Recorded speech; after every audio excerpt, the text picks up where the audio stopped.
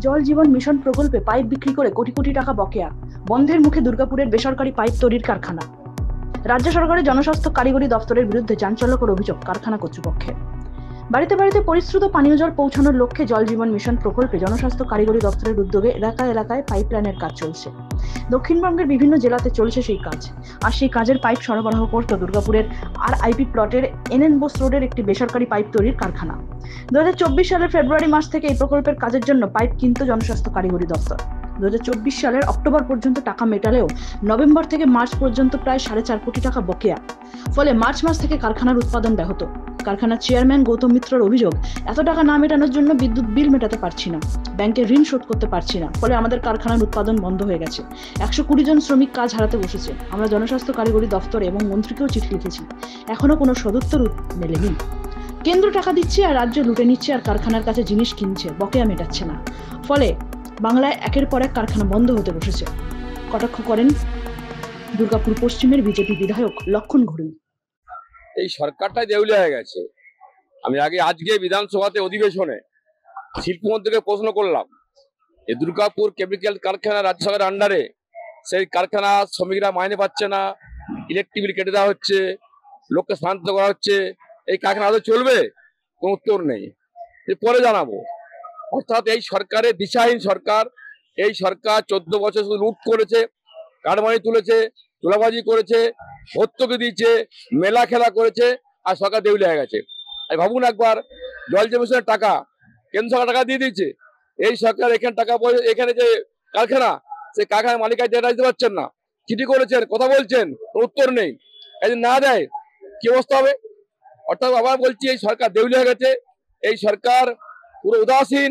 এই সরকার টাকা পয়সা নেই বলেই প্রতিনিয়ত দুর্গাপুরে মানুষ ভুগছেন, বেকার ছেলেরা পালিয়ে যাচ্ছেন, এখানে কন্ট্রাক্টর কাজ পাচ্ছেন না, টাকা পেয়ে লুট হচ্ছে।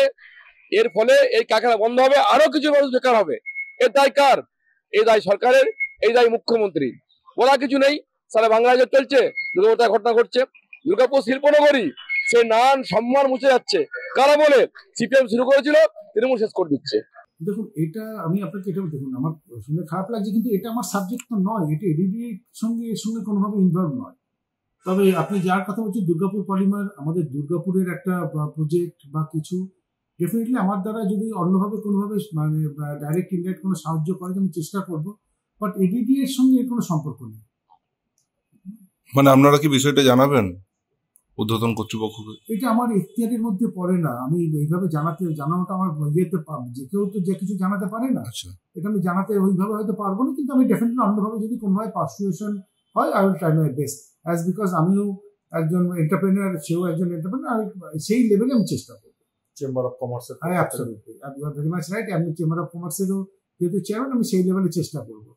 কিন্তু আমি এটাও বলছি যে দুর্গাপুর পরিবারের ভদ্রলোক কোনোদিন কখনো কিন্তু আমাদের চেম্বার অফ কমার্সে এই অ্যাপিল করেননি, হ্যাঁ, বা আমি অন্তত জানি না। হ্যাঁ, দেখুন, আমরা প্রধানত PHE জনস্বাস্থ্য কারিগরিকে সাপ্লাই করি PVC এবং HDPE পাইপ, এবং আমরা নিজেরা প্রায় 16 কোটি টাকা লোন নিয়ে এই মেশিনগুলো বসিয়েছি।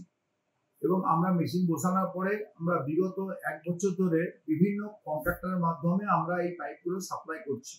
এবং সাপ্লাই করার পরে প্রথম পেমেন্ট ভালোই আসতো, তারপরে সাপ্লাই করতে গিয়ে লাস্ট 8 মাস ধরে আমরা প্রায় আমাদের 4 কোটি 22 লাখ টাকার মতন আটকে গেছে। এবার আমাদের মতন একটা ইউনিটে 4 কোটি 22 লাখ টাকা আটকে যায়, তাহলে একটা এই মিডিয়াম স্কেল, স্মল স্কেল কি করে আমরা সার্ভাইভ করবো? আমরা করতে পারছি না, আমরা ওয়ার্কার দিকে পেমেন্ট দিতে পারছি না। আচ্ছা, তারপরে আমাদের ইলেকট্রিসিটি বোর্ড থেকে ডিসট্যান্সের নোটিশ এসছে, আপনারা দেখতে পারেন, এবং তাদেরকেও আমরা রিকোয়েস্ট করি, কোনো রকমে আটকে রেখেছি। ব্যাংকের অ্যাকাউন্ট ইরেগুলার হয়ে গেছে, ব্যাংক বারবার চিঠি দিচ্ছে আমাদেরকে যে আপনার অ্যাকাউন্ট রেগুলার করুন। লাস্টে হেরে পরে ব্যাংকে আবার একটা নিজেদের জমি বন্ধক দিয়ে যে আমাকে কিছু টাকা আপনারা ধার দেন, যাতে আমাদের অ্যাকাউন্টটাকে আপডেট করতে পারি। এবং আপনাদের থ্রুতে আমার এটাই বিনীত নিবেদন যে আপনারা এটা একটু পদক্ষেপ নিয়ে যাতে আমরা পেমেন্টগুলো তাড়াতাড়ি পাই, কন্ট্রাক্টররা তাড়াতাড়ি পাই, এবং তাড়াতাড়ি পেলেই শুধু চলবে না, এবং আবার কারখানায় ভালো করে চালু করতে পারি। কারণ ওরা কন্ট্রাক্টররা পেমেন্ট না পেলে তো মাল নেবে না, এবং মেটেরিয়াল নিয়ে যেন কারখানা ভালো করে চালু রাখতে পারি, সেটাই আপনার থ্রুতে আমাদের একটা অনুরোধ। কোন প্রকল্পে সাপ্লাই দিয়েছিলেন? এটা JJM প্রজেক্ট, মানে জলজীবন মিশন সেন্ট্রাল গভর্নমেন্টের একটা প্রজেক্ট, যেটা স্টেট গভর্নমেন্ট সেন্ট্রাল গভর্নমেন্ট মিলে করে। এটা খুব ভালো প্রজেক্ট। এটা 2028 সাল পর্যন্ত, 2024 সালে শেষ হয়ে যাওয়ার কথা ছিল। এটা 2028 সাল পর্যন্ত ওনারা এক্সটেন্ড করেছেন, কিন্তু এক্সটেন্ড করার পরে বাজারে ডিক্লেয়ার করলেন, কিন্তু তারপর থেকে আমরা অক্টোবর থেকে কোনো পেমেন্ট পাইনি, কোনো পেমেন্টই আসছে না। দুর্গাপুর থেকে হরি ঘোষের রিপোর্ট, ANM নিউজ। আরও খবরের আপডেট পেতে সাবস্ক্রাইব করুন আমাদের ইউটিউব চ্যানেলটি আর বেল আইকনে ক্লিক করুন নোটিফিকেশনস পেতে।